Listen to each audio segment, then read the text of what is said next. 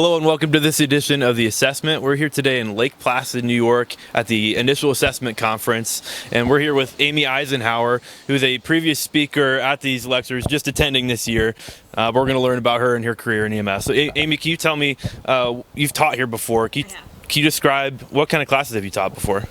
So most of my classes include mental health, so a variety of topics within that realm, awareness levels for all providers, some leadership. What do we do now? I have a leadership class. I also talk a lot about fatigue and its effect on mental health and your physical health. And I also do a lot of professional development so that we're not just stuck in the box, that there's a way out. Yeah, absolutely.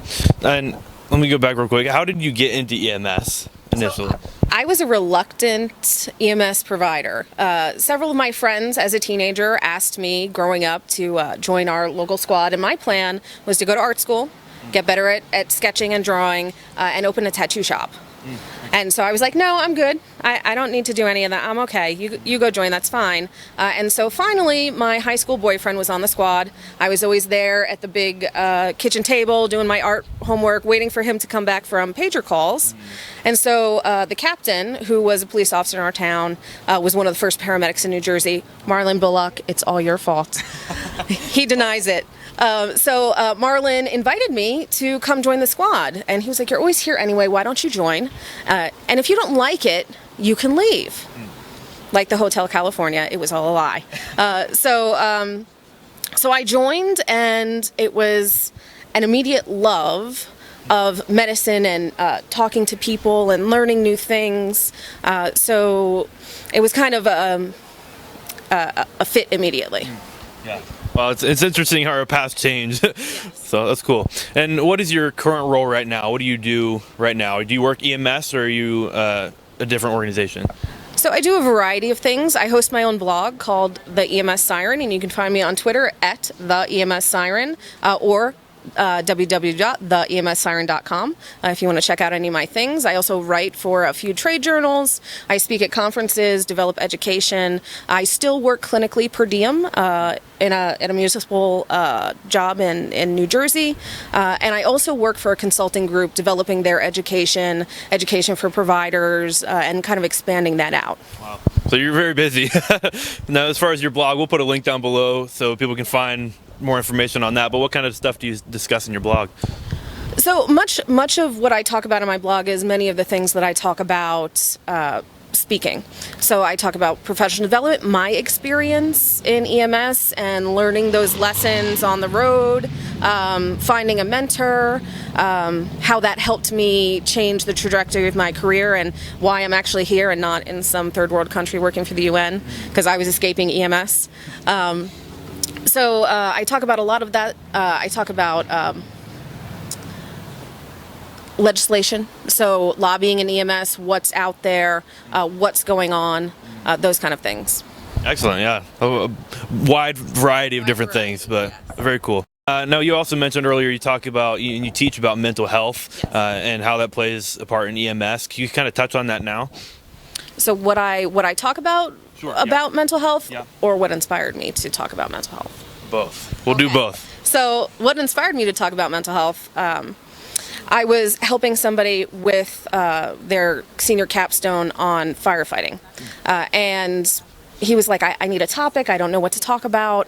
And so I was in the food store, and I saw this article on Time magazine about firefighter suicides, and I was like, what? And I was so thrown back by that. I was like, I didn't know that was a problem. So I read it, and I went and found the white paper, and I told him, I was like, you have to write about this.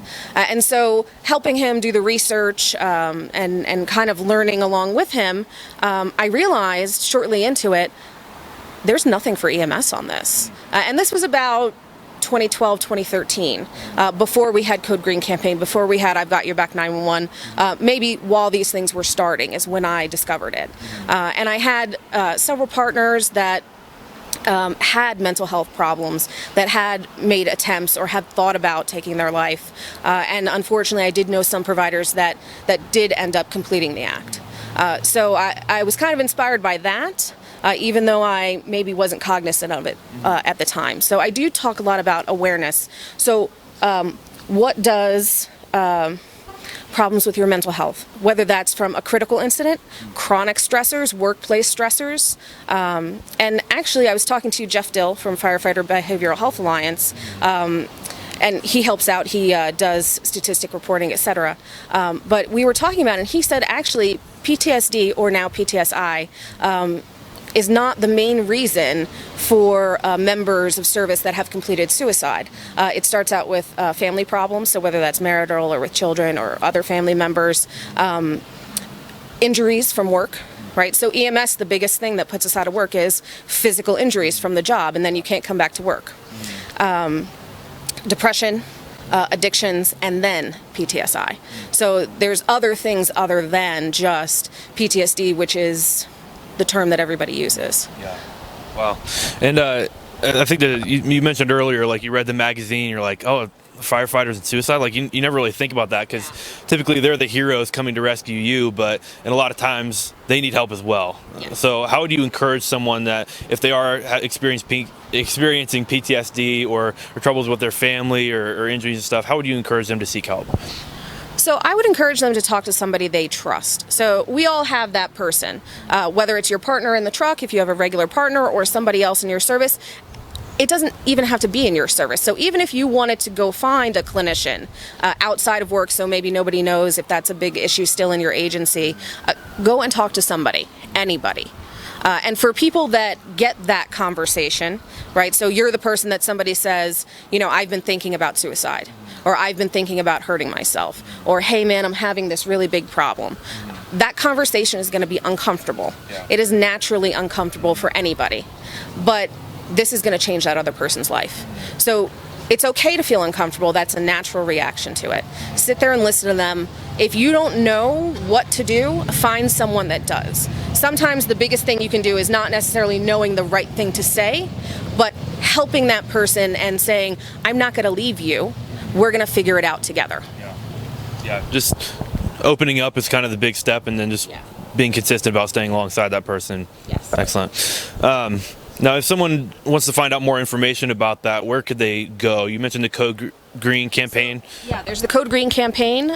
There's also I've Got Your Back 911, which is somewhat like the Code Green campaign, but in Canada. I think they're in the Toronto area. There's also Firefighter Behavioral Health Alliance, run by Jeff Dill. And so even though it's called Firefighter Behavioral Health, they also do help EMS providers. They have a wide list of clinicians. So if you need a clinician in your state, say you're in New York State, upstate, and you want to know that there's a clinician that is trained in how to help first responders and understand our community, you can call them and say, hey, I would like to know who's up here, where do I have to go, who can help me, and they get back to you very quickly. Or if you want to help somebody, you can contact them and ask them for help. Of course, if somebody is actively going to attempt suicide, or is saying, yes, I have a plan, I'm going to go do this, obviously then, just like when we respond to I'm going to call it jobs because I'm from New Jersey, but when you go respond to calls, we have to act appropriately. We have to make sure that person is safe and gets help. So definitely call 911 or stay with them and take them to the hospital or for care. Yeah, absolutely. Now, if someone were to come up to you and ask, why should I join EMS? Why should I pursue this crazy job or volunteer position? What would you tell them? I would say that even though this was unexpected to me, this is the best job in the world, and my life would not be what it is if I had not done this. Yeah. My life would be entirely different. I would not have had the relationships that I've had. I would not have had the friendships that I've had. This is more than just going to work at 9, coming home at 5, sitting on the couch and waiting to die, right? So this is a lifetime. This is enriching. This is, an extra family. So there's so many other benefits. Yes, there's stressors, but there's so many other benefits to this job, and even just to helping people and talking to people and getting different points of view than maybe you would have ever experienced in a regular life. Yeah. Absolutely. Yeah, it's definitely a unique career field. Definitely changes every day for sure. So, well, Amy, thank you for your time today. Real quick, can you just tell where can they find more information on your podcast and the materials you put out? Your blog. Yes, I'm working on the podcast part though. So in the future, I'll let y'all know. So you can find my blog at theemssiren.com. You can also find me on Twitter at theemssiren.